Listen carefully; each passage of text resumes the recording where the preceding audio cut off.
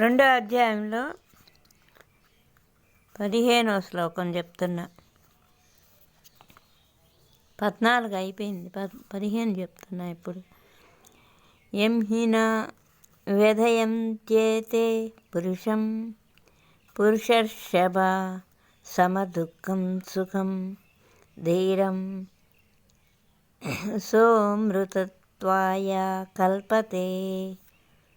అంటే ఏలనన్నా ఓ పురుష శ్రేష్ఠ, ధీరుడైన వాడు సుఖ దుఃఖాలను సమానంగా చూస్తాడు. అట్టి పురుషుని విషయేంద్రియ సంయోగములు చలింపచేయచాలవు. అతడే మోక్షమును పొందుటకు అర్హుడవుతాడు. ఎప్పుడైతే కష్టం వచ్చినా బాధపడకూడదు, సుఖం వచ్చినా బాధపడకూడదు. రెండు సమానంగా చూడగలిగిన వాడికి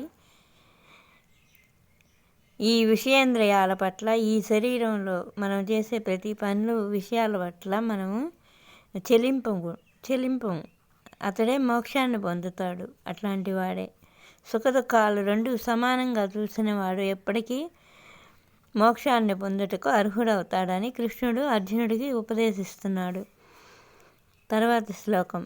నా సతో విద్యతే భావో నా భావో విద్యతే సతః ఉభయోరపి దృష్టోంతః త్వనయోస్తస్య దర్శిభిః. అసత్తు అనుదానికి అనిత్యమైన దానికి ఉనికియే లేదు. సత్తు అనుదానికి లేమి లేదు.